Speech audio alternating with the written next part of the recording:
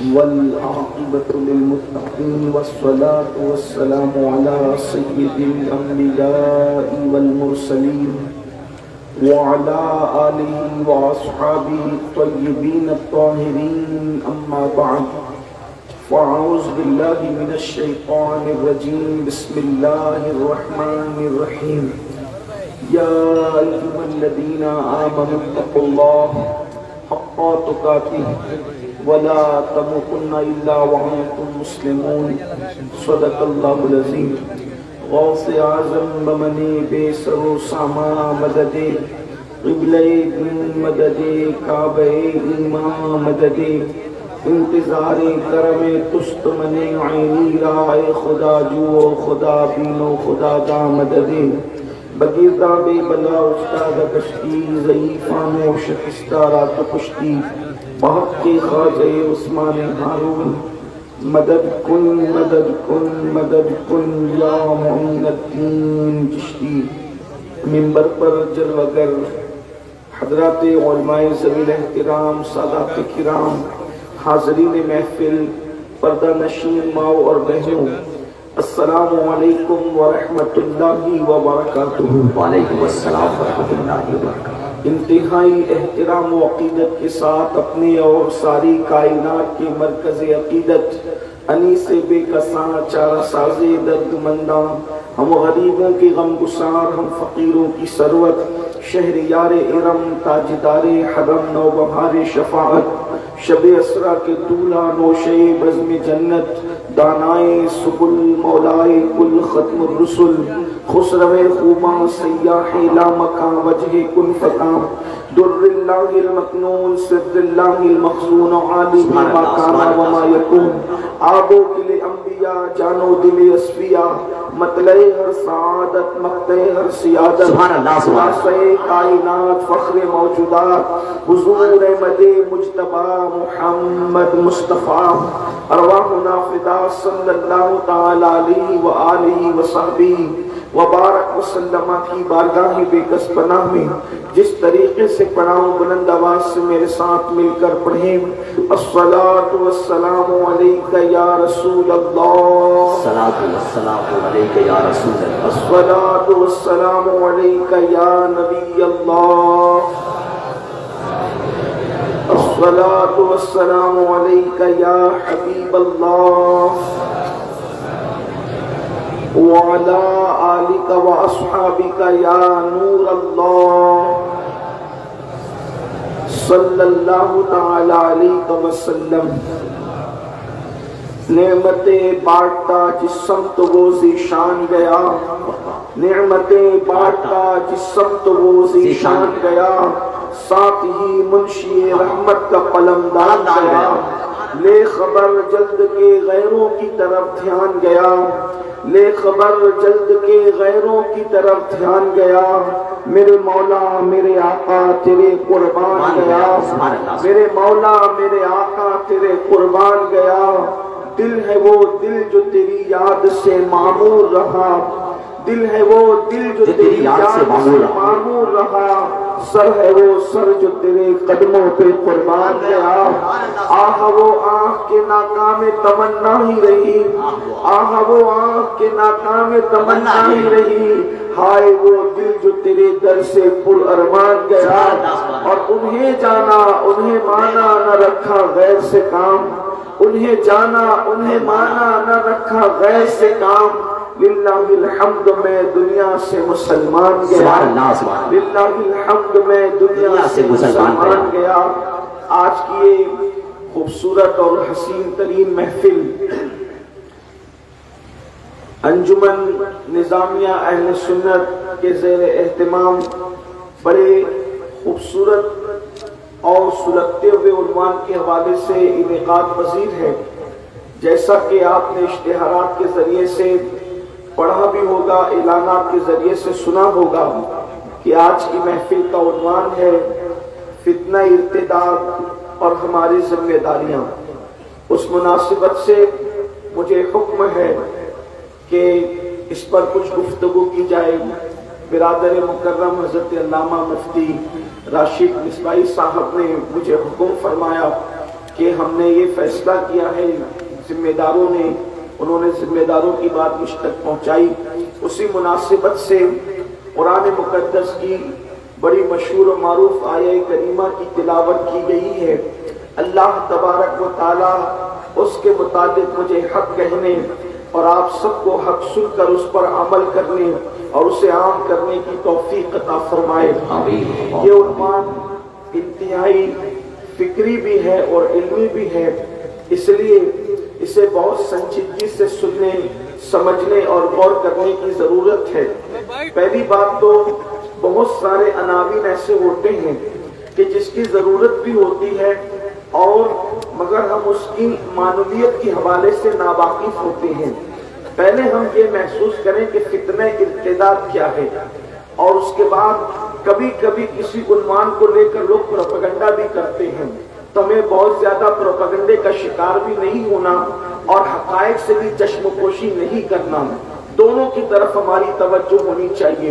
اس لیے کہ فتنہ ارتداد کو لے کر پروپیگنڈا بھی ہو رہا ہے اور ساتھ ہی ساتھ حقائق بھی کچھ حد تک ہیں، اس سے ہمیں چشم پوشی بھی نہیں کرنا ہے۔ فتنہ ارتداد کیا ہے، پہلے اس کو سمجھنے کی کوشش کریں۔ دراصل جس دن سے اسلام آیا ہے اس دن سے لے کر آج تک آپ یہ نہ سمجھے کہ فتنہ ارتداد کی تحریک یہ کوئی نئی تحریک ہے، یا یہ کوئی نیا کوئی شوشہ گوشہ ہے، یا یہ کوئی نئی بات ہے۔ فاران کی چوٹی سے اللہ کے رسول صلی اللہ علیہ وآلہ وسلم نے جب سے نبوت کا اعلان فرمایا اور شمع نبوت پر جب پروانے نثار ہونے کے لیے آگے بڑھے، تو اس وقت سے اسلام دشمن طاقتوں کو ایک خطرہ تھا کہ کسی بھی طرح سے جو لوگ اسلام کو قبول کر چکے ہیں ان کو پھر سے اسلام سے نکال کر کفر کی طرف لایا جائے، شرک کی طرف لایا جائے، بت پرستی کی طرف لایا جائے، بے دینی کی طرف لایا جائے، الحاد کی طرف لایا جائے، لا قانونیت کی طرف لایا جائے، اللہ کے مقدس دین کا دامن چھڑا کر واپس سے پھر طاغوت کی طرف انسان کو واپس بلایا جائے، جہالت کی وادیوں کی طرف انسان کو پھر واپس بلایا جائے۔ اس کو کہتے ہیں فتنہ ارتداد۔ اللہ اکبر، یعنی یہ ایک فتنہ ہے جو انسان کو مرتد یعنی بے دین بنانے کی کوشش کی جاتی ہے۔ اس کی وجہ یہ ہے کہ اللہ اکبر، دنیا لرزہ برندام ہے تو اسلام و مسلمین سے لرزہ برندام ہے۔ اللہ اکبر، بدر کے اندر 313 نہتے مجاہدین اللہ اکبر مکے کے گنڈوں پر غالب آ جاتے ہیں، اور اللہ وہ طاقت اور قوت اسلام کی شان و سطوت لوگوں کے درمیان پورے عرب پر ہیبت کی حوالے سے اس طریقے سے بیٹھ جاتی ہے، بھوکے پیٹ ہے، تلواریں زنگالود ہے، سب کے پاس سواریاں بھی نہیں ہیں، اس کے باوجود بھی 313 نہتے مجاہدین نے، محمد رسول اللہ کے غلاموں نے، لات و حبل کے پجاریوں کو وہ دھول چٹائی کہ آج تک کے بدر کی فتح لوگوں کے دلوں کے اندر چبن بن کر کے لوگوں کو اذیت اور تکلیف پہنچا رہی ہے۔ اس کے بعد آپ دیکھیں یہ دین کی برکت ہے کہ عرب کے بوریا نشین قیصر و کسریٰ کے تاجدار بنے، یہ دین کی برکت ہے کہ عرب کے بوریا نشینوں نے کبھی یورپ کے کلیساؤں میں اذانیں پڑھی ہے، کبھی افریقہ کے تپتے ہوئے صحراؤں میں اذانیں پڑھی ہے، کبھی بحر ظلمات میں گھوڑے دوڑائے ہیں۔ اس لیے دنیا لرزہ برندام ہے دین سے، اسلام سے، محمد عربی صلی اللہ علیہ وآلہ وسلم کے لائے ہوئے نظام سے۔ اللہ اکبر، اب لوگ سوچتے ہیں اگر اس پر روک نہ لگائی گئی، اس سیلِ رواں پر بند نہ باندھا گیا تو کیا ہوگا، ہمارا تو وجود مٹ جائے گا۔ اس لیے لوگ اپنے وجود کی بقا کی لڑائی لڑتے ہیں، اور پھر موقع بموقع جب ان کو ٹائم ملتا ہے، موقع ملتا ہے، وقت ملتا ہے، تو وہ لوگوں کو دین سے دور کرنے کی کوشش کرتے ہیں۔ اس کو کہتے ہیں ارتداد، یعنی دین چھوڑ کر کسی اور طرف لے جانے کی کوشش، یہ مرتد بنانے کی کوشش ہے۔ اب میں آپ سے پوچھنا چاہتا ہوں، اللہ اکبر، ہر دور کے اندر یہ تحریک اٹھی ہے، ہر زمانے میں اٹھی ہے، ہر عصر میں اٹھی ہے، لیکن اس وقت مسلمانوں نے کیا منہ توڑ جواب دیا ہے۔ آج ہماری بھی ذمہ داری ہے۔ سب سے پہلی بات تو یہ ہے، علماء کرام کی موجودگی ہے، دین سے بے دین کرنے کو ارتداد کہتے ہیں۔ مختصر اپنی عوام کے فہم کے مطابق گفتگو کر رہا ہوں۔ دین سے نکال کر بے دین کرنے کو ارتداد کہتے ہیں، مگر میں خیر آباد والوں اور گرد نواز سے آنے والوں تم سے پوچھنا چاہتا ہوں، کیا آج ہم دیندار ہیں؟ ہماری زندگیوں کے اندر دین ہے؟ آپ مجھے بتائیں تو صحیح۔ اللہ اکبر، میں یہ نہیں کہہ رہا کہ پوری قوم بے دین ہو گئی ہے، لیکن آپ سے پوچھنا چاہتا ہوں، دین سے نکالنے کو اور دین کے سے نکال کر کہیں اور لے جانے کو، بے دینی کی طرف لے جانے کو ارتداد کہا جا رہا ہے۔ خدا کی عبادت سے ہٹا کر طاغوت کی عبادت کی طرف لے جانے کو ارتداد کہا جاتا ہے۔ لیکن آپ سے پوچھتا ہوں مسلمانوں، آج ہم فتنہ ارتداد کی فکر لے کر بیٹھے ہیں، ہمارے پاس دین کہاں ہے؟ دین کتنا ہے؟ بتاؤ، سچ بتانا، کیا ہمارے گھروں میں دین موجود ہے؟ کیا ہماری مسجدوں کے اندر میں دین موجود ہے؟ کیا ہمارے مدرسوں میں دین موجود ہے؟ آپ کہیں گے عجیب بات ہے، گھروں میں دین نہیں ہے تو پھر کہاں ہے؟ مسجدوں میں نہیں ہے تو پھر کہاں ہے؟ مدرسوں میں نہیں ہے تو پھر کہاں ہے؟ آپ سے پوچھنا چاہتا ہوں، اپنی طبیعت پر عمل کرنے والوں، مجھے بتاؤ، آج مسلمانوں کی مسجدیں ویران ہے کہ نہیں ہے؟ آج مسلمان قرآن مقدس کو کتنی مرتبہ کھول کر کے پڑھتا ہے؟ قرآن مقدس کی تلاوت کب کرتا ہے؟ آج قرآن مقدس کو کبھی میت کے موقع پہ پڑھا جا رہا ہے، کبھی تیجے کے موقع پہ پڑھا جا رہا ہے، کبھی گھروں میں افتتاح کے موقع پہ قرآن پڑھا جا رہا ہے۔ جو قوم قرآن سے اتنی دور ہو چکی ہو، پھر اس قوم کو مرتد بنانا کتنا آسان ہے۔ جو قوم اللہ کے گھر سے دور ہو چکی ہو، اس قوم کو مرتد بنانا کتنا آسان ہے۔ یاد رکھنا، اسلام دشمن طاقتیں اس بات کا انتظار کرتی ہے کہ مسلمان تھوڑا سا دین سے دور ہو جائے، پھر ہم اس کو اپنے جال میں پھانس دیں۔ سب سے بڑی بات یہ ہے، مسلمانوں آج کتنا بڑا المیہ ہے، ہمیں رسول اللہ صلی اللہ علیہ وآلہ وسلم کے والدین کریمین کا نام تک نہیں پتا، حضور کے دادا کا نام تک نہیں پتا، حضور کی شہزادیوں کا نام تک نہیں پتا، حضور کے شہزادوں کا نام تک نہیں پتا۔ ہم دین جانتے ہی نہیں ہیں، دین ہمیں کتنا پتا ہے۔ اللہ اکبر، ہمیں فلمی اداکاروں کے نسب نامے تو یاد ہے، لیکن رسول اللہ کے گھر والوں کا نسب یاد نہیں ہے۔ سوچے تو صحیح، میرے آقا علیہ الصلوۃ والتسلیم کے پیارے دیوانوں، اس پہ طرفہ یہ ہم یہ دعویٰ کرتے ہیں کہ دنیا میں ہم سے بڑا عاشق رسول کوئی نہیں ہے۔ اللہ اللہ، ارے نادان، جس سے عشق ہوتا ہے اس کی گلی کے کتے سے بھی پیار ہوتا ہے۔ میں صرف آپ کی بارگاہ میں سمجھانے کے لیے، ملانے کے لیے نہیں، کہاں تک کہ لکھنے والوں نے انصاف کیا مجھے نہیں پتا، لیکن لکھنے والے لکھتے ہیں، ایک مرتبہ مجنون کو دیکھا گیا کہ مجنون اپنی آستین پر روٹی رکھ کر کے کتے کو کھلا رہا ہے۔ تو مجنون سے کسی نے پوچھا، او مجنون، کتے کی رال میں کیا نجاست ہے تجھے نہیں پتا؟ کتے کی رال میں کیا جراثیم ہے تجھے نہیں پتا؟ تو آستین پر روٹی رکھ کر کتے کو کھلا رہا ہے۔ توجہ کرنا، دین کی حفاظت کی بات کرنے والوں ذرا توجہ کرو، دین ہمارے پاس کتنا ہے۔ اللہ اکبر، دین کے تحفظ کے لیے نعرے بازیاں کرنے والوں مجھے بتاؤ ہمارے پاس دین کتنا ہے۔ میرے آقا صلی اللہ علیہ وآلہ وسلم کے پیارے دیوانوں، کتنا بڑا المیہ ہے۔ دین سے دوری کا کیا حال ہے؟ عشق رسول کا دعویٰ ہے، شریعت مطالعہ پر عمل کرنے کے حوالے سے ہم کس قدر غافل ہیں۔ میرے آقا صلی اللہ علیہ وآلہ وسلم کے پیارے دیوانوں، اندازہ فرمائے اور غور فرمائے، مجنون اپنی آستین پر روٹی کا ٹکڑا رکھ کر کے کتے کو کھلا رہا ہے۔ کہنے والا کہتا ہے، پوچھنے والا پوچھتا ہے، ذرا یہ بتاؤ کیا تمہیں مسئلہ نہیں پتا؟ کیا تمہیں نہیں معلوم کہ کتے کی رال اور کتے کے لعاب اور کتے کے تھوک کے حوالے سے کیا مسئلہ ہے؟ اس میں جراثیم کتنے ہیں، اس میں نجاست کیسی ہے؟ تو اس وقت اللہ اکبر، مجنون کا جواب سنو، تھوڑی توجہ فرمائے، مجنون کا جواب سنو۔ مجنون کیا کہتا ہے؟ اس نے کہا، مجھے کیا خبر کہ اس میں جراثیم کتنے ہیں، مجھے کیا خبر اس میں نجاست کتنی ہے، میں تو بس اتنا جانتا ہوں، ایک مرتبہ اس کتے کو، توجہ کرنا، اس کتے کو درود شریف پڑھیے، صلی اللہ علیہ نبی وآلہ صلی اللہ علیہ وسلم، صلاۃ و سلام علیک یا رسول اللہ صلی اللہ علیہ وسلم۔ ایک بار اور درود شریف پڑھیے۔ اللهم صل على سيدنا مولانا اللہ رب محمد صلی اللہ علیہ وسلم نحن عباد محمد صلی اللہ علیہ وسلم صلاۃ و سلام علیکہ یا جد الحسن والحسین.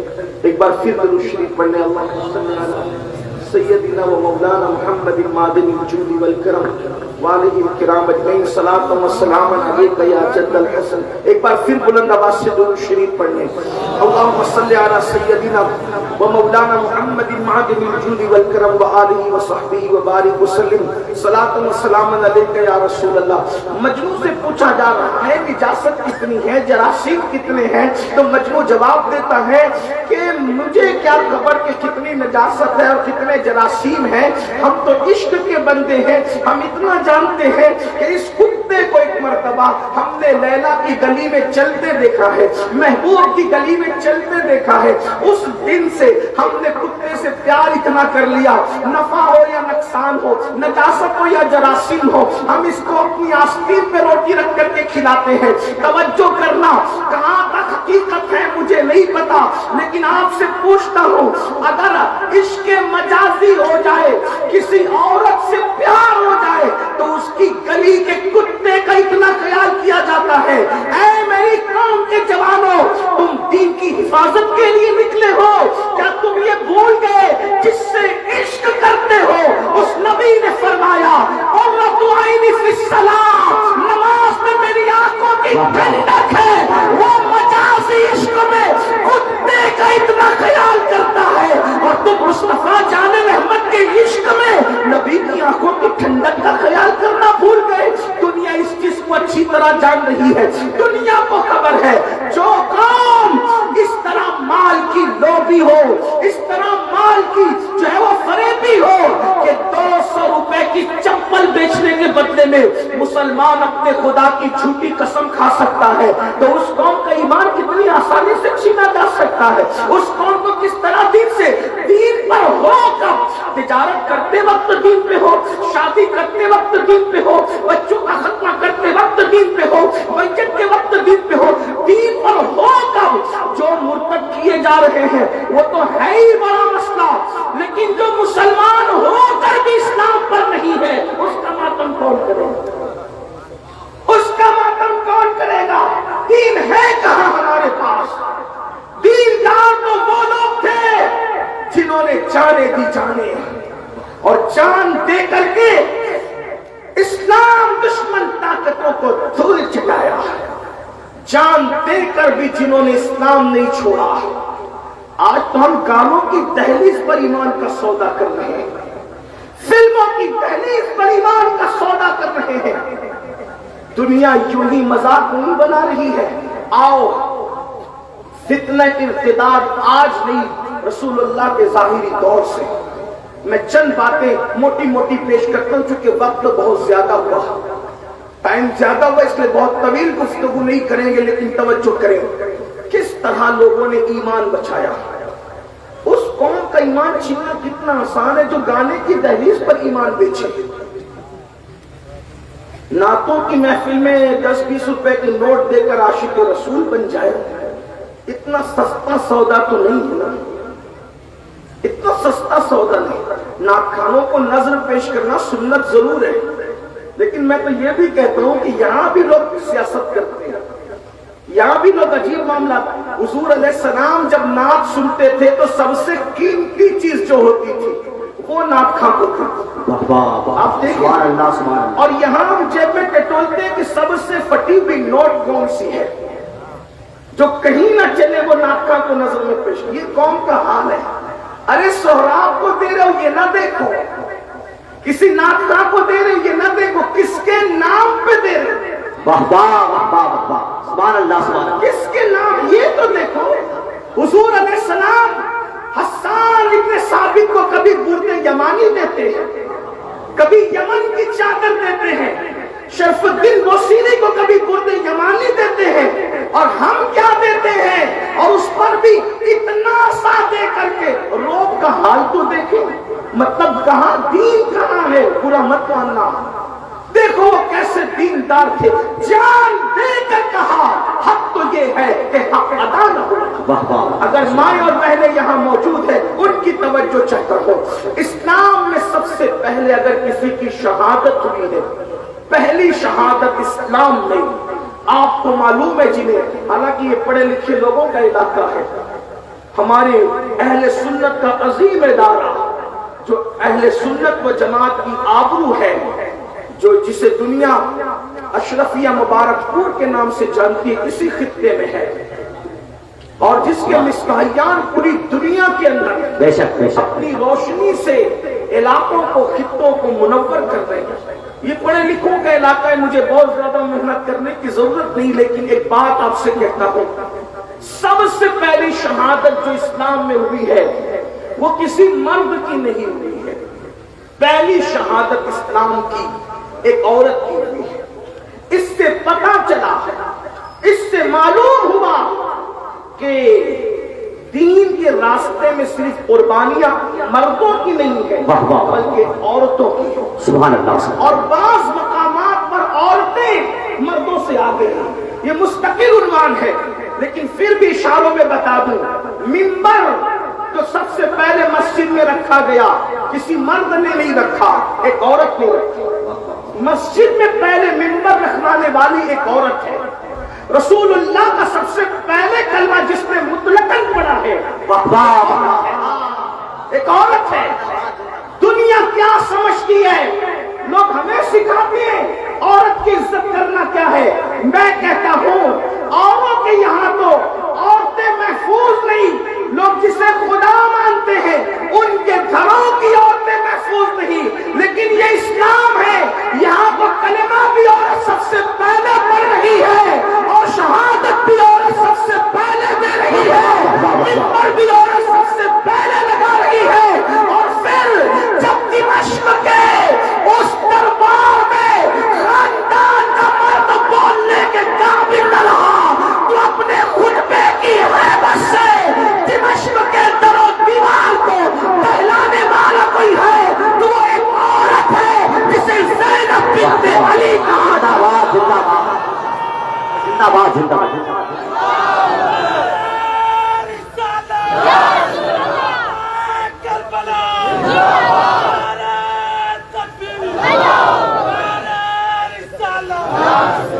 کون کہتا ہے کہ عورتوں کو پیچھے رکھتے ہیں؟ جب مرد قیادت کے حوالے سے شہادت پا جاتے ہیں تو عورتوں نے قیادت اور کس شان کی ہے کہ شائبہ تک نہیں ہوا کہ قائد مرد ہے یا عورت ہے۔ حسین مدینہ منورہ سے امام حسین قافلہ لے کر چلے حفاظت کے ساتھ، مدینہ منورہ سے قافلہ لے چلنے والے کو مرد کہتے ہیں، اور کربلا سے بحفاظت عزت و آبرو کے ساتھ رسول اللہ کی امانت کو جو مدینے تک پہنچاتا ہے اس قائد کو عورت۔ یہ ہمارے مذہب کی خواتین ہے، یہ ہمارے مذہب کی خواتین ہے۔ تو بہرحال سب سے پہلے کلمہ ہمارے یہاں ترتیب اس طرح سمجھائی جاتی ہے اور جو حق ہے کہ مردوں میں سب سے پہلے کلمہ افضل البشر بعد الانبیاء بالتحقیق سیدنا ابو بکر صدیق نے کہا۔ کم عمروں میں سب سے پہلے کلمہ خاتم الولایت فاتح خیبر خلیفہ چہارم سیدنا علی مرتضیٰ کرم اللہ تعالی وجہ الکریم نے پڑھا۔ غلاموں میں سب سے پہلے کلمہ حضرت سیدنا زید بن حارثہ نے پڑھا، اور عورتوں میں سب سے پہلے کلمہ حضرت سیدہ خدیجہ الکبریٰ نے پڑھا۔ یہ ترتیب ہمارے یہاں ہے جو بالکل سچی ہے، لیکن اگر مطلقاً سب سے پہلے جس نے کلمہ پڑھا ہے ہر اعتبار سے پہلے اس خاتون کو سیدہ خدیجہ الکبریٰ کہا ہے۔ سبحان اللہ سبحان اللہ۔ وہی سب سے پہلے جس نے اپنے کانوں سے سنی ہے وہ ایک عورت ہے، مرد نہیں ہے کوئی، ایک عورت ہے۔ زملونی زملونی جس نے سنا کمبل اڑاؤ، ذمہ داریوں کے بار تلے احساس تلے جب رسول اللہ کا وجود کانپ گیا، ذمہ داریوں کے احساس سے اس وقت اگر حضور کو کوئی تسلی دے رہا تھا کوئی مرد نہیں تھا، ایک عورت تھی، خاتون تھی۔ اور اسلام میں مرتبہ کیا، مقام کیا ہے۔ اور پھر دیکھیں پورے قرآن میں کہیں سورۃ الرجال نہیں ہے لیکن پورے قرآن میں سورۃ النساء موجود ہے۔ پورا قرآن اٹھا کر کے دیکھیں اللہ اکبر. سورہ مریم ایک عورت کے نام پر پوری سورت نازل کی گئی ہے. اسلام تو عورت کا اتنا ہمدرد ہے کہ حضرت مریم کے پیٹ کے درد کو بھی قرآن میں بیان کیا. اندازہ فرمائے کس مذہب کے اندر عورت کا شکم درد بیان ہوا ہے وہ اپنی مذہبی کتاب ہے. اسلام کے سوا کوئی اور مذہب نہیں ہے.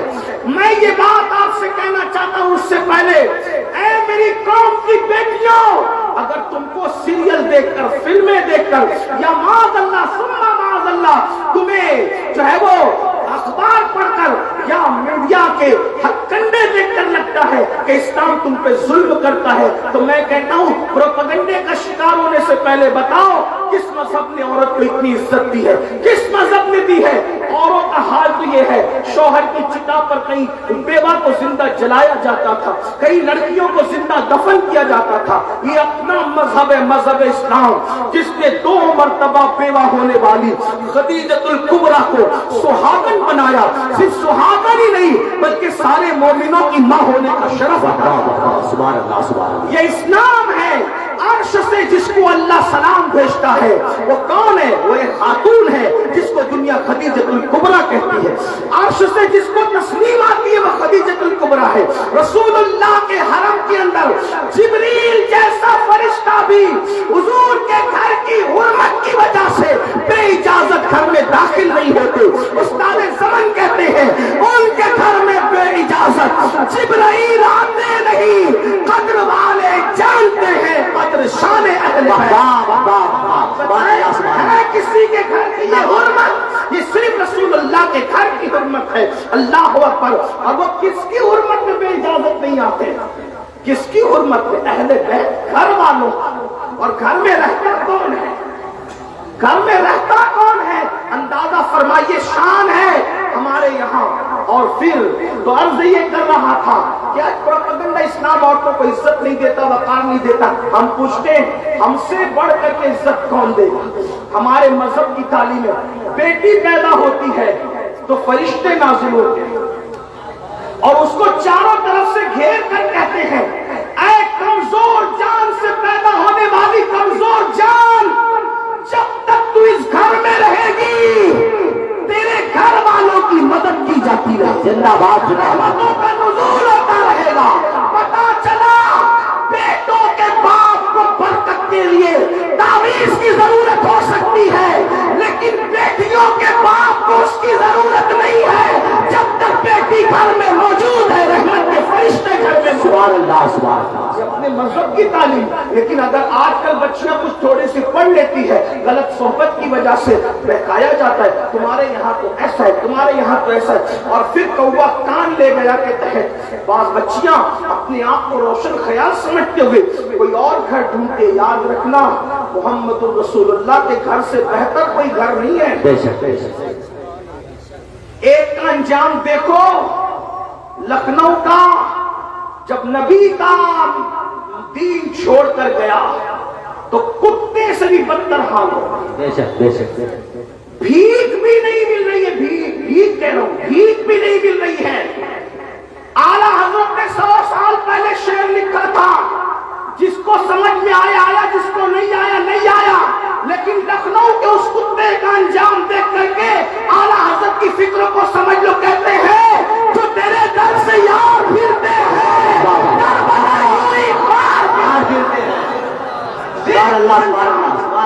دیکھ لو انجام. جب تک نام نہادی صحیح حضور کی ملت میں تھا، نام نہادی صحیح. کیا بارے نیارے تھے، کیا عزتیں تھی، کیا نعرے لگتے تھے، کیا جلسے تھے، کیا جلوس تھے، کیا عزتیں تھی. یہ منبری وہ منبری، یہ قیادت وہ قیادت. جس دن سے حضور کی نالین چھوڑ کر گیا ہے چندہ تک نہیں مل رہا ہے، بھیک تک نہیں مل رہی ہے. دیکھ لو حضور کی غلامی پہ ناز کرو کہ خدا نے ہمیں کیسا نبی عطا فرمایا ہے کہ اس گلی کا گدا ہوں میں جس میں فخر سے کہو، اس گلی کا گدا ہوں میں جس میں مانگتے تاجدار پھرتے. نعرے تکبیر، نعرے رسالت. دین چھوڑ کے جاؤ گے کچھ ملے گا. آپ صرف رشتوں کے لیے دین چھوڑ کے جا رہے ہیں. دولت کے لیے خدا کی عزت کی قسم جو عاشق رسول ہے اس سے بڑا کوئی مالدار ہے ہی نہیں. عاشق رسول ہو کر کبھی اپنے آپ کو غریب مت سمجھنا. دنیا کا سب سے مالدار وہ ہے جو دیندار. دنیا کا سب سے مالدار وہ ہے جو عاشق. اس لیے کہ یہ جس پہ گاندھی چھپے ہوئے ہیں وہ تو عورتیں ناچ کر بھی کما لیتی ہیں, جسم بیچ کر بھی کما لیتی ہے, لیکن دولت دین ناچ کر اور بیچ کر نہیں ملا جاتا بلکہ مصطفیٰ جان رحمت کے بازار میں بک کر ملا جاتا ہے. اور بازاروں میں اور بازار مصطفیٰ میں فرق یہ ہے, توجہ کرنا, اور بازاروں میں اور بازار مصطفیٰ میں فرق یہ ہے کہ اور جگہ پتا نہیں کون کون بیچ رہا ہے کون کون خرید رہا ہے. تنہا بازار مصطفیٰ کی شان ہے, بیچنے والا نبی ہے, خریدنے والا خدا ہے, اور قیمت ڈالر پاؤنڈ اور پیسے نہیں ہے, سیدھی سیدھی جنت کی قیمت ہے. اللہ اکبر. حضرت اجمل سلطان پوری نے بہت اچھی بات کہی. وہ کہتے ہیں کہ بازار مصطفیٰ میں خریدار ہے خدا. بازار مصطفیٰ, دیکھو ان کے بازار میں آ کر تو دیکھو, بازار مصطفیٰ میں خریدار ہے خدا. کتنا ہنسی حجاز ہے بازار مصر سے, کتنا ہنسی حجاز ہے بازار مصر سے. اور جب سے ملا ہے دامن آنے رسول کا بے فکر ہو گیا ہوں شفاعت کی فکر سے.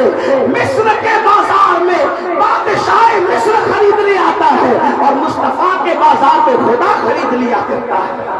یہ نبی کا بازار ہے. اس لیے بازارو نہ بنو, بازاری نہ بنو. جو ان کے یہاں بک گیا پھر دنیا کی کوئی طاقت اسے خرید نہیں سکتی.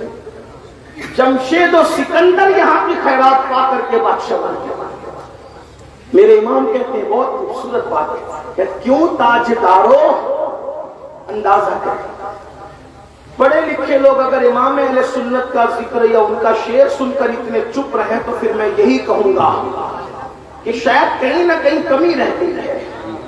ہاں, کچھ اور نہیں کہہ سکتے, کیونکہ جب ہم لوگ گجرات اور راجستھان میں شعر پڑھتے ہیں جہاں لوگ اردو نہیں جانتے تو پھر ان کو ہم یہ کہتے ہیں کہ اگر ہم یہ یوپی میں پڑھتے تو لوگ چپ نہ رہتے, لیکن یوپی والے چپ, مبارک پور کے پڑوس میں رہ کر چپ ہے, تو پھر ہمیں اس پر بھی حیرت ہے کہ کوئی نہ کوئی کمی رہ گئی ہے. پڑھ تو لیا ہے لیکن دیوانگی میں کوئی کمی ہے. ہاں وہ گجراتی اور راجستھانی ہو کر بھی عاشق بغیر سمجھے بھی چپ نہیں رہتے, نبی کا نام آنے پر مچلتے ہیں. اگر خیر آباد والوں آپ کے اندر مچلنا نہیں ہے تو پھر تھوڑی سی تربیت کی ضرورت ہے. توجہ فرمائیں, کیا کہتے ہیں, کیوں تاجدارو, کیوں تاجدارو خواب میں دیکھی کبھی وہ شے. سبحان اللہ, سبحان اللہ. کیوں تاجدارو خواب میں دیکھی وہ شے. سوراب بھائی نے کوثر بھائی سے بڑی مدد مانگی نہ کرنا, لیکن میں کوئی مدد نہیں مانگوں. میں تو آپ کے عشق پہ چھوڑتا ہوں کہ نبی کے ذکر پہ چپ رہتے ہیں یا بولتے ہیں. ہاں, اور جو قوم نبی کے نام پہ چپ رہے اس قوم نے کبھی انقلاب برپا نہیں کرنا, یہ بھی یاد رکھنا. بے شک, بے شک. ہاں, ارے نبی کا نام آنے پر تو پتھر بھی بول پڑتے ہیں. بے شک, سبحان اللہ, سبحان اللہ. ہاں, یہ کوئی زبردستی کا مشاعرہ نہیں ہے کہ میں کہوں کہ سمجھ میں تو ہی بولو, نہ سمجھ میں تو یہ کوئی بات. یہ تو عشق کا سودا ہے, عشق کا سودا ہے. توجہ ہے آپ کی. نبی کے غلاموں کی شان بیان ہو رہی, کہتے کیوں تاجدارو خواب میں دیکھی کبھی وہ شے جو آج جھولیوں میں گدایان در کی ہے. زندہ باد, زندہ باد, زندہ باد. نبی کے غلاموں کی جھولیوں میں وہ نعمت نبی نے ڈالی ہے جو کبھی بادشاہوں نے خواب میں بھی نہیں دیکھا. آپ کہیں گے کوئی مبالغہ تو نہیں کیا, میں نے کہا کون سا مبالغہ ہے. نبی کے گدا کو شیخ عبد القادر جیلانی کہتے ہیں. عبد القادر جیلانی کو سے پاک کی جھولی میں ہے جو ہے کسی بادشاہ کے پاس اتنی اوقات. معین الدین غریب نواز نبی کے گدا ہے, ان کی جھولی میں جو ہے کسی بادشاہ کے پاس. میرا مخدوم, میرا مرشد مخدوم اشرف جہانگیر سمنانی کی جھولی میں جو چیز ہے کسی بادشاہ کی جھولی میں وہ چیز. کیا کہتے کیوں تاجدارو, کیوں تاجدارو آپ نے دیکھی کبھی وہ شے جو آج جھولیوں میں گدایان در کی ہے. مانگنے کے لیے بہت محنت نہیں کرنی پڑتی. کہتے مانگیں گے, مانگے جائیں گے, وہ مانگے پائیں گے. سرکار میں نہ ہے,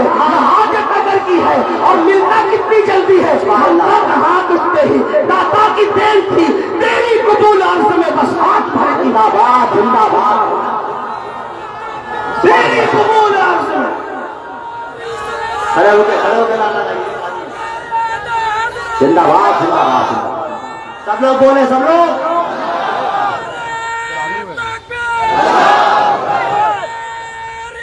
یا رسول اللہ. سلامت رہے. اللہ اللہ سلامت رکھے. سنیوں کی محفل ایسے زندہ ہوتی ہے, کوئی تیجے کی محفل میں تھوڑی آتی بے شک بے شک. ہے. زندہ دل رہ کر کے سنا کرو. ہاں تو کیا عرض کر رہا تھا, حضور کے بن کے رہو. ان کے بنو گے نا تو ان کا جو بن گیا کعبہ بھی اس کے قدموں کے نیچے نظر آتا. واہ واہ واہ. سبحان اللہ سبحان اللہ. ساری دنیا جس کو بلاتی تھی, غلامی کرواتی تھی, جب نبی کی غلامی نصیب ہوئی, بلال اوپر ہے, کعبہ کی چھت بلال کے زندہ باد زندہ باد زندہ باد.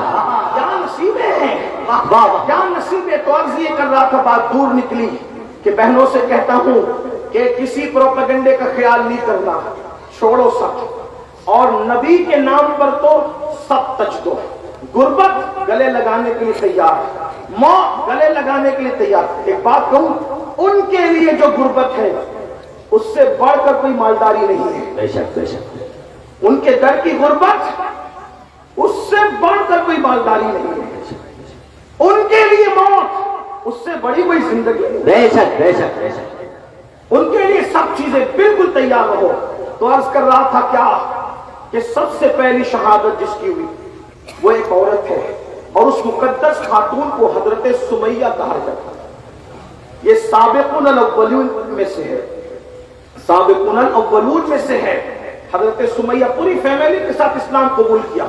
ان کے شہزادے حضرت عمار ابن یاسر, انہوں نے اسلام قبول کیا, اور ان کی دعوت پر حضرت سمیہ اور جناب یاسر نے دونوں, یعنی ایک جوان بیٹا اسلام قبول کرتا ہے, اور سمیہ ان کی امی اور جناب یاسر ان کی ابا, جوان بیٹا اپنے بوڑھے ماں باپ کو کلمہ پڑھا کر رسول اللہ کے قدموں میں لے آتا ہے.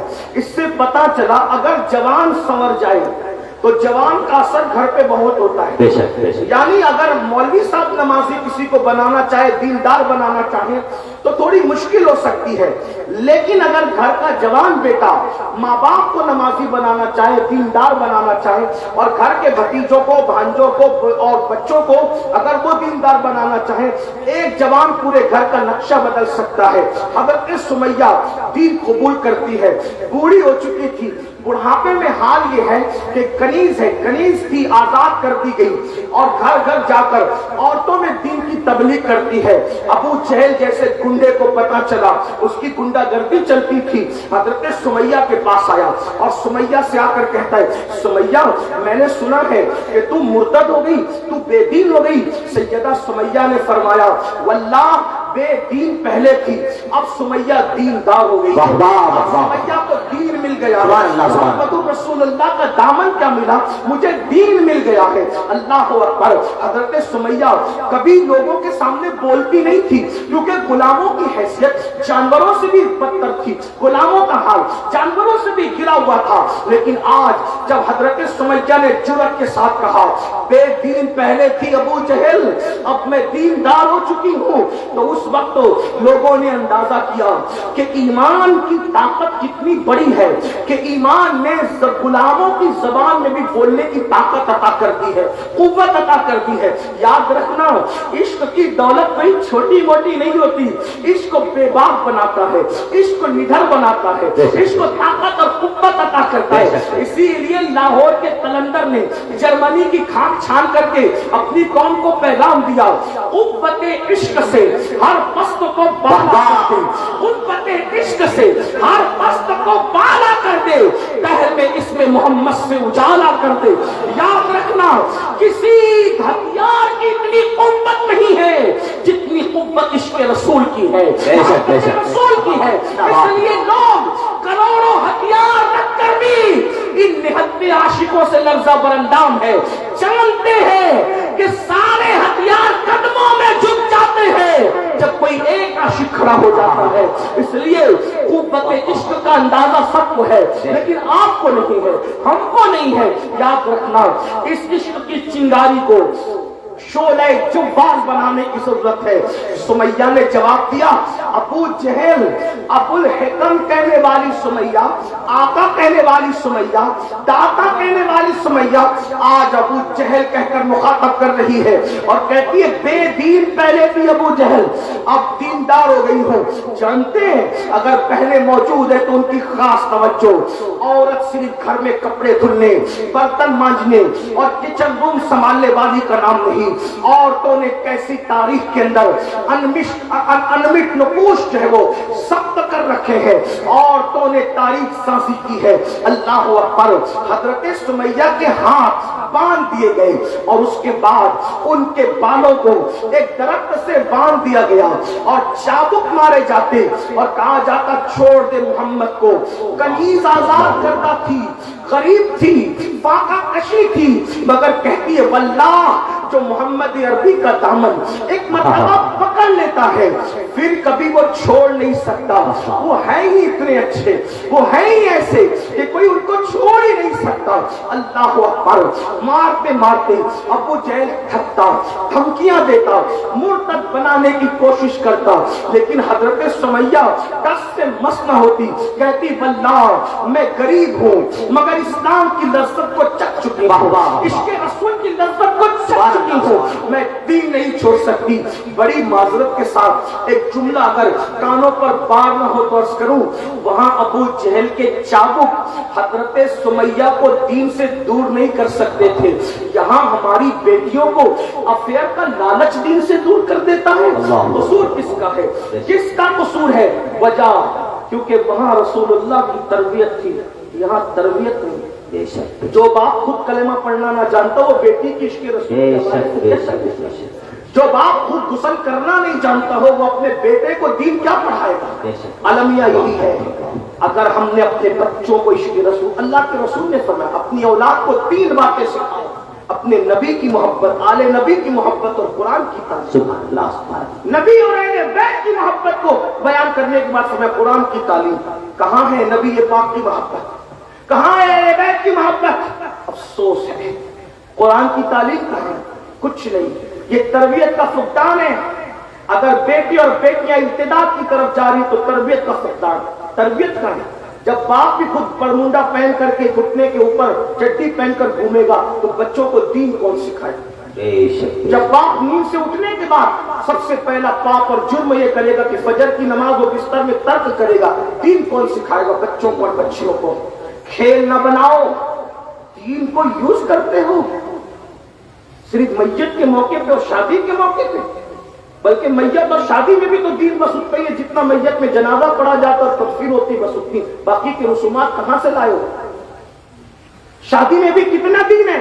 جب ایجاب و قبول ہوتا ہے خطبہ پڑھا جاتا ہے بس اتنا دین ہے, اس کے بعد نہ اس سے پہلے دن نظر آتا ہے نہ اس کے بعد, نہ باراتوں میں دین نظر آتا ہے نہ دلہن لاتے لے جاتے دین نظر آتا ہے. اس ہمارے مذہب نے کب کہا کہ دین کے بارات میں پٹاخے پھوڑے جائیں؟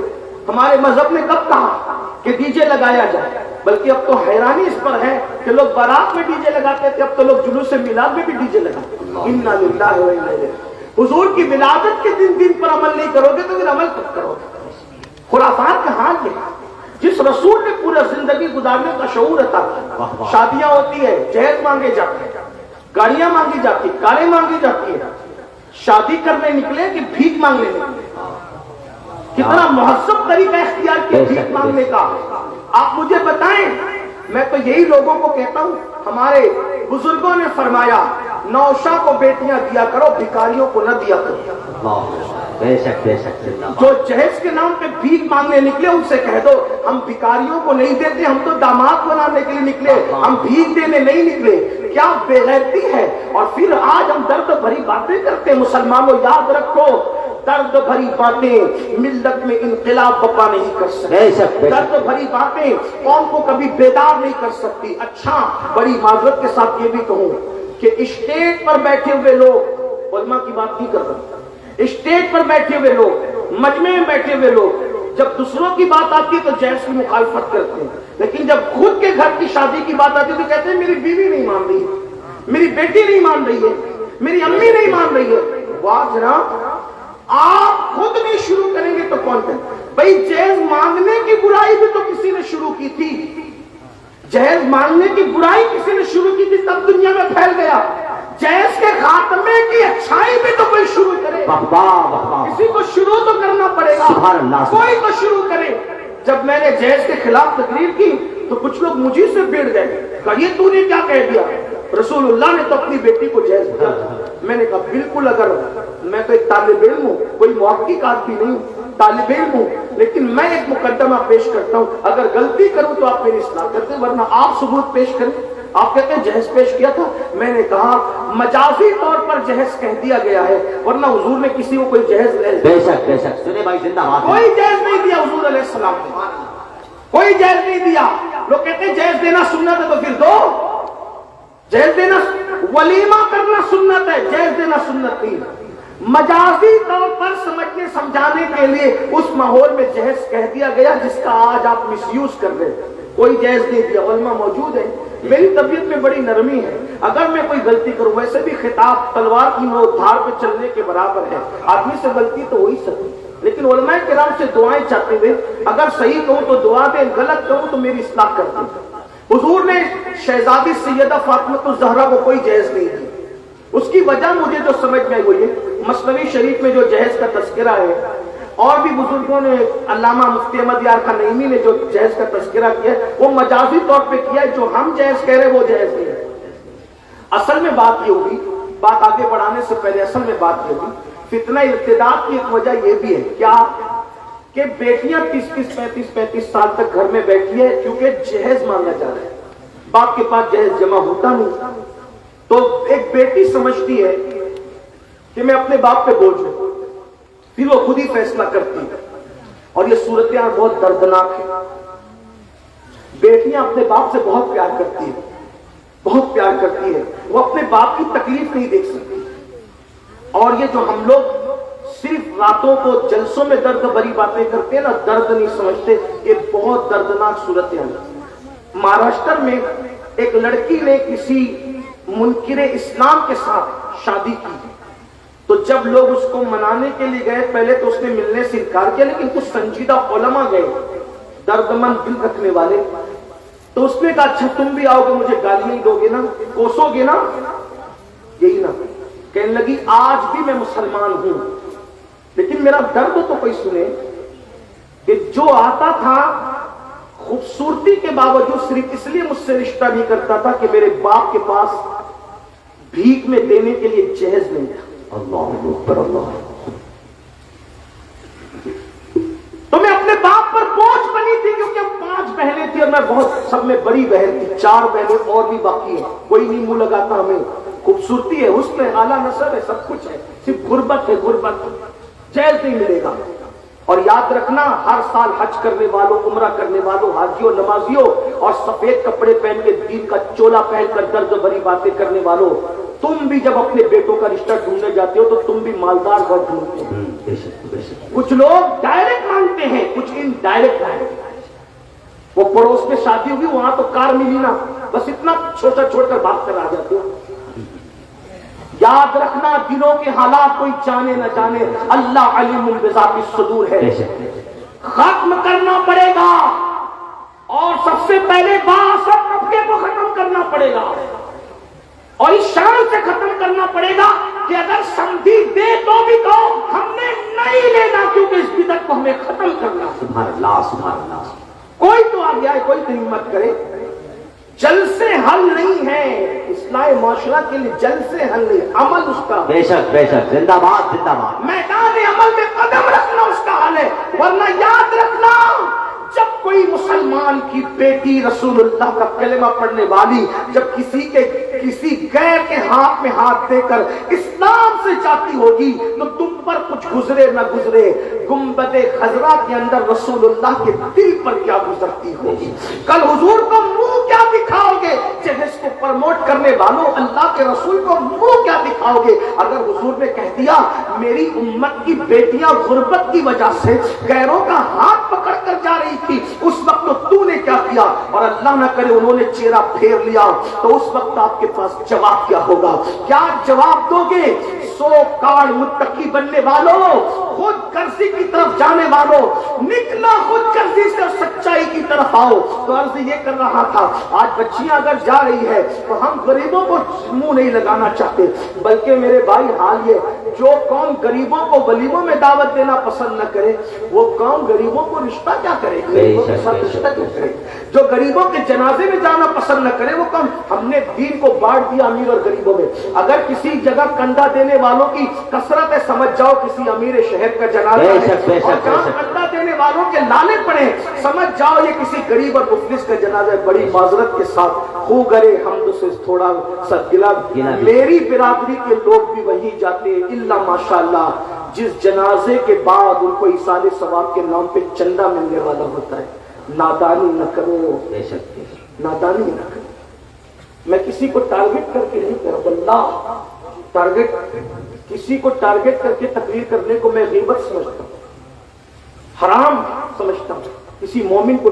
لیکن یہ ہے بیمار کی عیادت کے لیے ہم وہاں جاتے ہیں, صدقے کے نام پہ ہمیں چلنا. میں اپنی برادری کی بات کر رہا ہوں, ہماری اپنی جو دیندار برادری کے خطبہ کی اہل علم کی معذرت کے ساتھ, سب نہیں ایسے لیکن زیادہ تر لوگوں کی طبیعت کی ہوگی.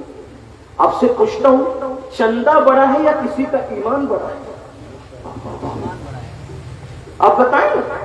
اگر میں اس نیت سے کسی کے گھر جاؤں کہ مجھے چندہ ملے, کہ اس سے بڑی نیت یہ نہیں ہے کہ میں جاؤں گا تو وہ سنی رہ جائے گا. اس سے بڑھ کر کیا بات ہے؟ سبحان اللہ, اس سے بڑھ کر کیا بات ہے؟ اور ایک بات یاد رکھنا, دین کا کام چندوں سے نہیں ہوتا, دین کا کام میرے اللہ کے کرم سے ہوتا ہے. بے شک زندہ باد زندہ باد. میں آپ کو مشکوک کرنے نہیں آیا, لیکن بڑی ہم نے دین بانٹ دیا. بلکہ ہم خیریت بھی پوچھتے ہیں نا تو لباس دیکھ کر پوچھتے ہیں. ہاں, مسافہ بھی کرتے ہیں, حاجی راہ میں خیریت سے ہیں, اور بیچارہ عام آدمی ہے تو چلو چلو ابھی وقت ٹائم نہیں. یہ حال ہے.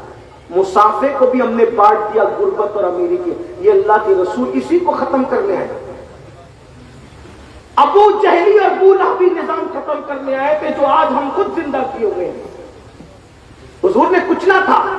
جس محفل میں عمر جیسا عربی حضور کے قدموں میں جلوہ گر ہوتا تھا, اسی محفل میں حبشہ کا بلال بھی وہی تھا. زندہ باد زندہ باد زندہ باد زندہ باد. جہاں صدیق اکبر جیسا اور عثمان غنی جیسا مالدار حضور کی محفل میں جگہ پاتا تھا, وہیں پر ابو ذر غفاری جیسا غریب اور مفلس بھی اسی مقام پر جگہ پاتا. بے شک سبحان اللہ. نے کیا کر ڈالا؟ دین کی شکل بدلی. بڑی معذرت, مجھے ایسا لگتا ہے کہ شاید کل دوپہر تک مجھے خیر آباد رہنا ہوگا. میری خیر نہیں خیر آباد, لیکن یاد رکھنا بزدل نہیں ہوں, نرم دل ہوں مگر بزدل. سبحان اللہ سبحان اللہ. اچھی طرح یاد رکھنا, حق کہتا ہوں تو اس کو جھیلنے کا جو ہے وہ ظرف بھی رکھتا ہوں. بہت سوچ کر بنا ہوں موج دریا کا ہری. بہت کچھ سوچ کر بناؤ موج دریا کا ہری, ورنہ میں بھی جانتا تھا آپ یہ ساحل میں ہیں. زندہ باد زندہ باد. میں بھی جانتی کر کے چلا جاتا تو میرے بات میں بھی نعرے لگتے. مجھے آپ کی تعریف نہیں, مجھے یار کی طرف سے وفا چاہیے. سبحان اللہ سبحان اللہ. اللہ کرے کسی کے دل میں اتر جائے. ایک مرتبہ یہاں سے لے کے وہاں تک بہت خاموشی سے بیٹھے, سبحان اللہ کہتے ہاتھ کو اٹھا کے. یہ بات ایسی ہی ہے کہ اس کو ایسی خاموشی سے سننے کی زبان. ہاں, جو بات کہنے کی تھی وہ کہہ لی گئی, اور جو جذبات میں تھی نعروں کی گونج میں کہنی تھی وہ ہو گئی. اب ذرا سنجیدگی سے سننے کی ضرورت ہے. عرض کیا کر رہا تھا کہ یہ جو فتنہ ارتداد, اس میں کہیں نہ کہیں جہیز, غریبوں کو اوائڈ کرنا, غریبوں کو نظر آنا. بلکہ اگر سگا بھائی بھی غریب ہے تو بھائی نہیں کرتا رشتہ, اس کو کوئی اپنا معیار چاہیے. اور کبھی کبھی اپنے معیار کے چکر میں بدعقیدوں کے ہاتھ بھی لگ چڑھ جاتے ہیں, ان کے ہفتے بھی چڑھ جاتے ہیں. اچھا پھر آ کر کہتے بھی کہ مولانا لا کے سنی بنا لیں گے, اور تو خود بڑا سنی بن گیا تو اس کو لا کے سنی بنا دے گا. جس قوم کو ابھی تک کے ضروریات اہل سنت کی خبر نہیں ہے, آپ کہتے ہیں لا کے سنی بنا. یہ حال ہے میرے بھائی. چلے لا کر سنی بنا بھی لیا تو اب اس کا نواسا بد مذہب کا جو تیرا پوتا ہے, جب وہ مرے گا تو اس کا جنازہ پڑھنے نہیں جائے گا. وہ نانا کا نانا بیمار پڑے گا تو دیکھنے نہیں جائے گا. کہاں دین ہے؟ اس لیے اپنا معیار صرف عشق رسول ہے, محبت رسول ہے, اس کی طرف توجہ کرو. بات دور نکل گئی, ٹائم ختم ہو رہا ہے، بات میں پوری کر لوں، 2 باتیں کرنی ہے، بات پوری کرتا ہوں۔ سیدہ زہرا پاک کو اللہ کے رسول نے کوئی جہیز نہیں دیا، جن بزرگوں نے لکھا مجازن لکھا، حقیقت کیا ہے؟ بے شک بے شک۔ دیکھیے بات یہ ہے، اس کو سمجھے بہت سنجیدگی سے، اب اس کو سمجھنے کی بہنے بھی، اللہ کے رسول علیہ الصلوۃ والتسلیم کی 8 سال کے بعد کی مکمل پرورش ہوئی ہے ان کے چچا کے گھر، مشفق و مہربان چچا کے گھر پرورش ہوئی۔ جب حضور علیہ الصلوۃ والتسلیم خود جوان ہو گئے تو اب چچا کا حال یہ تھا کہ ان کی اولادیں زیادہ تھیں، تو دوسرے چچا سے کہا کہ میرے مشفق چچا کی اولادیں زیادہ ہیں، قید سالی کا دور ہے، ہم ان کی اولاد اپنے ذمے پہ لے کے پرورش کرتے ہیں۔ تو اپنے چچا کو ساتھ لے کر کے گئے اور اپنے دوسرے چچا مشفق و مہربان چچا سے کہا آپ اپنی اولاد ہمیں دے دیں، ہم آپ کی اولاد کی پرورش کر لیں۔ انہوں نے فرمایا طالب کو اور عقیل کو میرے پاس رہنے دو، باقی جعفر اور علی کا معاملہ تم کو سونپتا ہوں۔ تو اس وقت حضرت جعفر پرورش میں آ گئے حضرت عباس ابن عبد المطلب، سبحان اللہ سبحان اللہ، اور مولا علی پرورش میں آ گئے رسول اللہ، سبحان اللہ۔ تو یعنی ننھی سی عمر میں مولا علی کس کے گھر پرورش پا رہے؟ حضور علیہ السلام کے گھر۔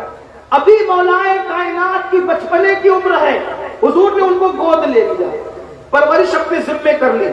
اب آپ مجھے بتائیں کہ اگر مولا علی کی شادی ہوتی بفرض محال کسی اور گھرانے میں، گھر کس نے دینا تھا؟ کس نے دینا؟ جو پرورش کر رہا تھا سبسڈی دینا، گھر کا سامان کس نے دینا تھا؟ جو پرورش کر رہے انہوں نے دینا تھا۔ شادی کس نے کرنی تھی؟ جو پرورش کر رہی تھی انہوں نے۔ آپ مجھے بتائیں تو مولا کائنات بیٹے کی حیثیت سے گویا کہ رسول اللہ کے گھر پرورش پا رہے، چچا کا بوجھ ہلکا کرنے کے لیے حضور نے لے لیا ہے بچپنے سے مولا علی، اور یہ بھی خدائی انتظام تھا کہ جس علی کو کربلا والوں کا بابا بننا ہے، وہ علی جس کی گود میں پرورش پائے گا وہ میرا نبی ہو۔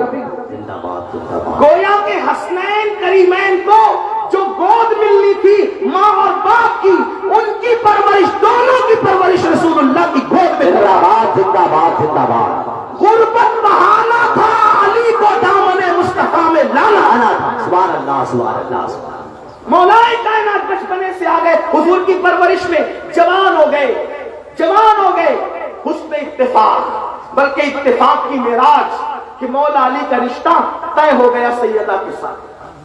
ٹھیک، اب مولا کائنات کا خود کا گھر نہیں تھا کیونکہ علی رہتے تھے رسول اللہ کے یہاں، تو اب چچا کے بیٹے چچا زاد بھائی ہیں، اب شادی ہو رہی ہے تو گھر کا انتظام کون کرے گا؟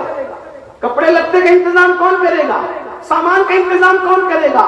تو مولا علی کے لیے حضور نے انتظام کیا۔ پتا چلا حضور نے بیٹی کو جہیز نہیں دیا، حضور نے اپنے بھائی کو سارا سامان دلایا، اور یہ بھائی کو دینا لوگوں کو یہ مغالطہ کر گیا کہ حضور نے بیٹی کو، بے شک بے شک، حضور نے شہزادی کو نہیں دیا، اپنے داماد کو نہیں دیا، بھائی کو دیا۔ اگر آپ بھی بھائی کے لیے لاکھوں خرچہ کرتے تو میں آپ کو سلام کرتا ہوں، کریں نا آپ بھی، بھائی کے لیے کریں، حضور نے کیا آپ بھی کریں۔ اب آپ کہیں گے تو نے باپ کو کہہ دی، کچھ لوگ یہ کہتے ہیں، یہ سنی لوگ تھوڑا سا بڑا چڑھا کے پیش کرتے ہیں، میں نے کہا یاد رکھنا 1450 سالہ ذخیرہ جن کے پاس ہو وہ بڑا چڑھا کے نہیں پیش کر سکتے۔ 1857 والوں کے پاس روایتوں کی قلت ہو سکتی ہے، 1450 سال والوں کے پاس روایتوں کی قلت، بے شک بے شک، سبحان اللہ سبحان اللہ۔ ہمارے یہاں معیار بہت بلند ہے، لیکن یاد رکھیں، اب توجہ کریں، مولا علی کو دیا، سیدہ کو نہیں دیا۔ آپ کہیں گے چلیں مان لیا لیکن کوئی دلیل؟ میں کہتا ہوں یاد رکھیں، ایک عورت سیدہ عائشہ پاک کے پاس آئی، اماں عائشہ پاک نے اس کو ایک کھجور دی، اس کے ساتھ 2 بیٹیاں تھیں، اس نے ایک کھجور لی، اس کے 2 برابر ٹکڑے کیے، دونوں بیٹیوں کو دے دیا۔ اماں عائشہ کو یہ منظر بہت اچھا لگا، حضور علیہ السلام تشریف لائے تو میرے آقا سے انہوں نے عرض کیا کہ یا رسول اللہ، ایک عورت آئی تھی وہ غریب تھی، میں نے اس کو ایک کھجور دی، 2 بیٹیاں تھی، دونوں کو برابر اس نے ٹکڑے کر کے دیے۔ میرے آقا نے فرمایا حدیث پاک کا مفہوم ہے عائشہ اس نے اچھا کیا، اگر وہ برابر نہیں کرتی نا ٹکڑے تو اس کی پوچھ ہوتی قیامت ہے۔ برابری کا سلوک اولاد کے لیے یہاں تک ہے، اگر 2 بچے بیٹھے ہیں، ایک کو بوسہ دو تو دوسرے کو بھی بوسہ دینا ہے آپ کو. ایک کو بوسہ دیا دوسرے کو بوسہ نہیں دیا قیامت کے دن آپ کی پکڑ ہوگی. ایک کو کھلونے دلایا تو دوسرے کو بھی کھلونے دلانا یہ انصاف ہے. اگر آپ نے دوسرے کو کھلونا نہیں دلایا نظر انداز کیا آپ مجرم ہیں اللہ کی عدالت میں. یہ اسلام ہے. اب آپ سے پوچھتا ہوں جب رسول کھلونا دلانے میں انصاف کا حکم دے رہے کھجور کی تقسیم میں انصاف کا حکم دے رہے تو حضور کی ایک بیٹی تو نہیں تھی نا. یہی تو اہل سنت کا مقدمہ ہے کہ حضور کی ایک بیٹی نہیں تھی نا. حضور کی تو 4 شہزادیاں تھیں. اگر آپ یہ ثابت کرنے کہ سیدہ فاطمہ کو جہیز دیا تو اب آپ کی گردن پر ہے کہ آپ کو یہ بھی ثابت کرنا ہوگا کہ سیدہ زینب بنت محمد کو بھی جہیز دیا, سیدہ رقیہ بنت محمد کو بھی جہیز دیا, سیدہ ام کلثوم بنت محمد کو بھی, 3 شہزادیوں کو اور جہیز دیا. وہ فہرست بھی آپ کو بتانی پڑے گی. اور اگر آپ نہیں بتا سکتے تو یہ حضور کے انصاف سے بہت بعید ہے کہ ایک شہزادی کو دے اور تینوں کو نظر انداز کر دے.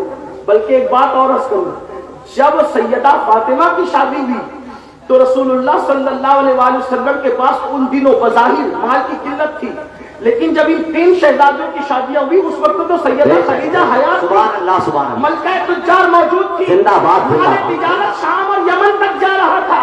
تو اگر دینا تھا تو اس وقت زیادہ دیا جاتا. ٹھیک, اب آپ سنیں, ان تینوں کو نہیں دیا, ایک شہزادی کو دیا. کیا کہنا چاہتے ہیں آپ؟ چلے ٹھیک ہے, اب آگے بڑھتے ہیں. چلیے جس مولا علی نے اپنے سسر سے جہیز لیا تو ان کی بھی تو تقریباً 9 بیٹیاں ہیں. تو جس نے لیا کم از کم وہ دیتا تو صحیح. تو کسی کو خبر تھی نہ خبر تھی, حضور علیہ السلام کے داماد مولا علی نے اپنی بیٹی سیدہ زینب کا نکاح حضرت عبداللہ ابن جعفر طیار کے ساتھ کیا. کب جہیز دیا؟ اپنی شہزادیوں کا نکاح کہ حضرت ام کلثوم کا نکاح فاروق اعظم کے ساتھ کیا. کب جہیز دیا؟ لینے والا جہیز نہیں دے رہا. یعنی 1450 سال کے بعد خیر آباد والے اور ہندوستان والوں کو یہ سنت سمجھ میں آئی. مولا کائنات کے سنت پہ عمل نہیں کیا. وہ صدیق اکبر جو کفن کے معاملے میں بھی سنت پر عمل کر رہا ہے. اما عائشہ سے پوچھا یہ بتاؤ رسول اللہ کو کتنے کپڑوں میں کفن دیا گیا؟ 3 کپڑوں میں. کس دن وصال ہوا؟ کا پیر کے دن. دعا کرتے کاش وصال بھی پیر کو ہو جائے, 3 کپڑوں میں کفن ہو جائے تو جاتے جاتے سنت ادا ہو جائے. خدا نے ایسی لاج رکھی 63 سال کی عمر ہی میں وصال ہوا, پیر کے دن ہی وصال ہوا اور 3 کپڑوں میں کفن. جو کفن میں سنت پر عمل کرے وہ جہیز میں سنت پہ عمل نہیں کر سکتا. صدیق اکبر نے کب جہیز دیا؟ فاروق اعظم نے کب جہیز دیا؟ تو سب مالدار لوگ تھے. عثمان ذو النورین آج بھی مدینہ منورہ میں جس کا اکاؤنٹ چلتا ہے, مدینہ منورہ میں آج بھی جس کی پراپرٹی موجود ہے, حرم کے لیے وقف ہے, غریبوں میں اس کا حصہ ہے, آج بھی عثمان غنی. پتا چلا نبی نوازتے ہیں تو ایسا نوازتے ہیں جس کو نوازتا ہے وہ تو چلا جاتا ہے, دولت باقی رہ جاتی ہے. لیکن عثمان غنی رضی اللہ عنہ نے کب جہیز دیا؟ اس کا مطلب یہ ہے کہ جہیز اپج ہے ہندوستان والوں کی, وہ بھی اپنے یہاں سے نہیں ہے, وہ کہیں اور سے آئی ہے. ہاں, اس سے آپ کو توبہ کرنی چاہیے اور عہد کرنا چاہیے. ہم نے اپنے مالیگاؤں میں اس کی تحریک چلائی اور ہر جلسے میں لوگوں سے کہا اب جو نوجوان شادی کرے گا وہ طے کرے اپنے نبی کے نام پہ نبی کی ملت کو بچانے کے لیے, نبی کے دین کے تحفظ کے لیے, کہ انشاءاللہ اگر میں شادی کروں گا تو جہیز نہیں لوں گا, سسر دے گا تو بھی نہیں لوں گا. اور پھر ہم نے ان لوگوں سے بھی کہا کہ جن کی شادیاں ہو چکی ہیں وہ یہ ارادہ کریں کہ میں اپنے بیٹوں کا پوتوں کا نکاح کروں گا, میں جہیز نہیں لوں گا. ذرا دیکھتا ہوں نبی کے نام پہ کتنے لوگ وعدہ کرتے ہیں کہ آج سے انشاءاللہ ہم جہیز نہیں لیں گے. جن کی شادیاں نہیں ہوئی وہ بھی, اور جو بیٹوں کی پوتوں کی کریں, اٹھائے ذرا اللہ کو گواہ بنائے, ان علماء کو گواہ بنائے. دیکھیں تو صحیح جان دینے والی قوم جہیز سے کتنا بچنے کا ارادہ, اٹھا کے رکھے ذرا اللہ کو گواہ بنائے. سبحان اللہ, تھوڑا اور اٹھا کے رکھیں.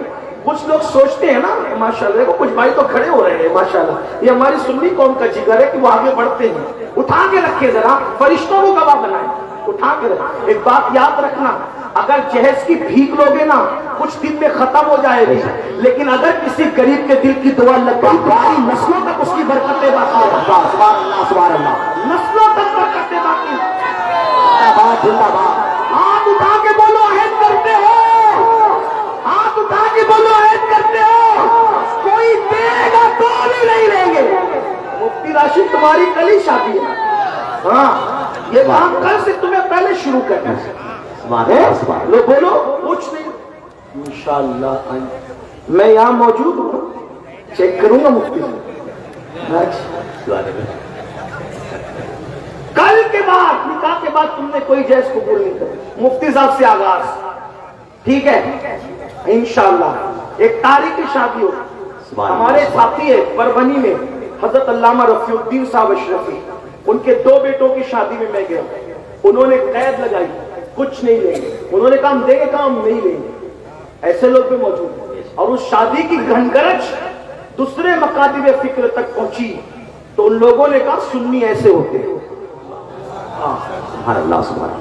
اسی منبر پر ہمارے جمیل رضوی صاحب بیٹھے ہوئے, انہوں نے بھی اپنے بیٹے کی, وہ چونکہ ہاتھ اٹھا چکے تھے, نہیں کچھ لیا. ہمارے ساتھی ساجد کلیجی والے, انہوں نے بھی اپنے بیٹے کی شادی کچھ نہیں کی. یہ سلسلہ ہمارے یہاں شروع ہو گیا ہے. خیر آباد والوں تم بھی شروع. کون کیا دے گا یار؟ لوگ دیں گے تو اپنی حیثیت کے مطابق دیں گے, آقا دیں گے تو اپنی شان کے مطابق. کریم ایسا ملا کہ جس کے کھلے ہیں ہاتھ اور بھرے خزانے, بتاؤ اے مفلسوں کے پھر کیوں تمہارا دل اضطراب میں ہے. بات ختم کرتے ہیں تو یاد رکھنا, بولو جیز کا بائیکاٹ کرتے ہو انشاءاللہ. انشاءاللہ کہیں گے ہمیں دینے کا, ہم نے نہیں لینا. کبھی کسی اور موقع پہ تم اپنی بیٹی کو جو چاہو دے دو, تم مالک ہو.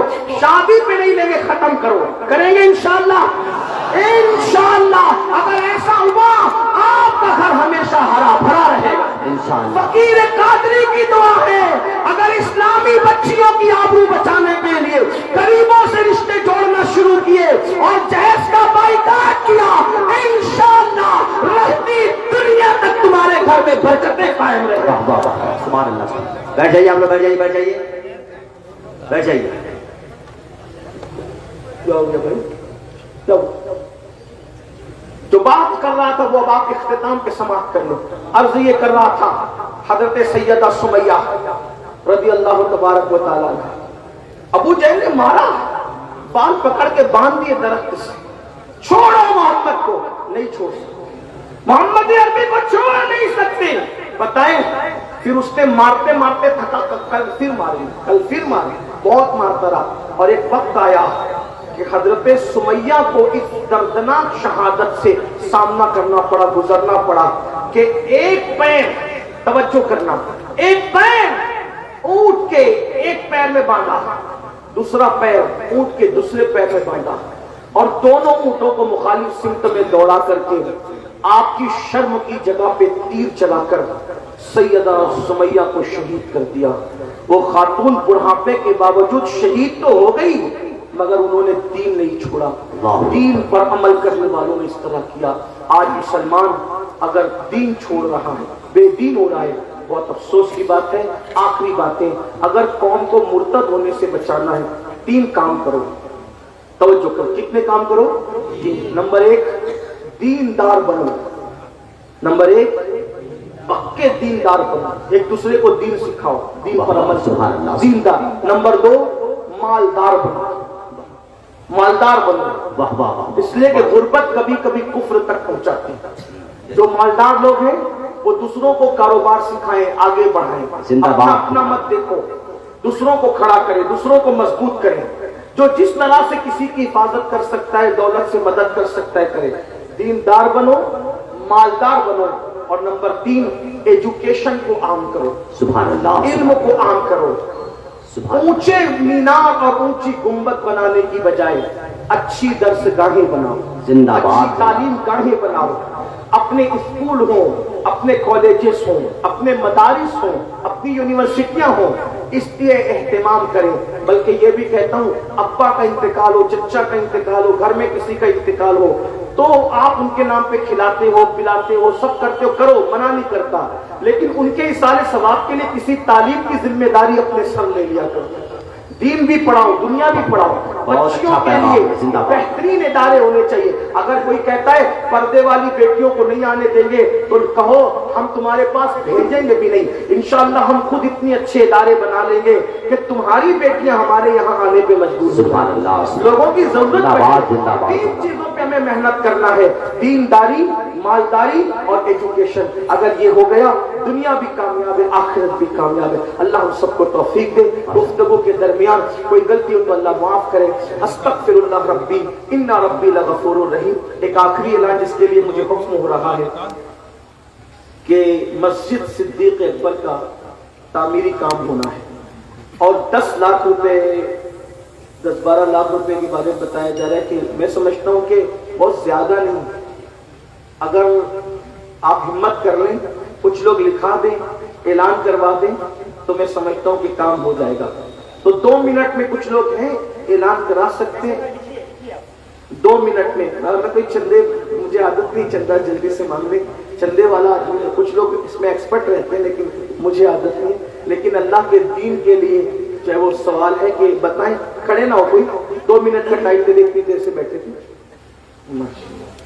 ماشاءاللہ الحاج ظہیر احمد صاحب انہوں نے 25,786 روپیہ، اللہ ان کے رزق میں خوب برکت میں تھا، اللہ ان کی نسلوں کو برکتیں دے اور اللہ ان کو صحت دے، شفا دے، جو بھی گھر میں بیمار ہو اللہ ان سب کو شفا عطا فرمائے، آمین اللہم آمین۔ ماشاءاللہ حاجی انوار احمد عرف حاجی بابو مرحوم کے صاحبزادے کی طرف سے ان کے اصالے ثواب کے لیے 5,051 روپئے، اللہ تعالیٰ ان کے والد کی مغفرت کرے، درجات بلند فرمائے۔ کچھ اور لوگ ہیں اگر یہاں موجود ہیں تو آپ لکھا دیں تو بعد میں یہ حضرات علماء کرام آپ سے وصول کر لیں۔ کوئی دکھا سکتا ہے، کوئی بتا سکتا ہے، کچھ دے سکتا ہے کوئی؟ مسجد کی تعمیر یاد رکھیے جب تک مسجد قائم رہے گی اس کا ثواب آپ کو ملتا رہے گا، اس کا اجر آپ کو ملتا رہے گا۔ محترم حضرات، آج کا عظیم پروگرام حاجی مشتاق احمد صاحب سعودی والے یہ بیٹھے ہوئے یہاں پر، کیا نام ہے؟ اس کو ایسا لگتا ہے کہ یہ کچھ نہ کچھ اعلان ضرور کریں گے، یہ پورا پروگرام انہوں نے سجایا ہے۔ مشتاق بھائی، حاجی عبد الاول ماشاءاللہ 5,000 روپے، دیکھیں یہ کام ہو رہا ہے ماشاءاللہ، لکھ لیں اور پھر بات میں 2 منٹ کا ٹائم ہے اور اس میں سے کچھ سیکنڈ چلے گئے، کچھ سنیو سوچنے کا نہیں، یہ موقع بار بار نہیں آئے، چندہ تو ہو سکتا ہے پھر ہوگا لیکن ہم نہیں ہوں گے، اتنا یاد رکھیں۔ کتنے لوگ ہیں ذرا بتائیں؟ ماشاءاللہ ہاں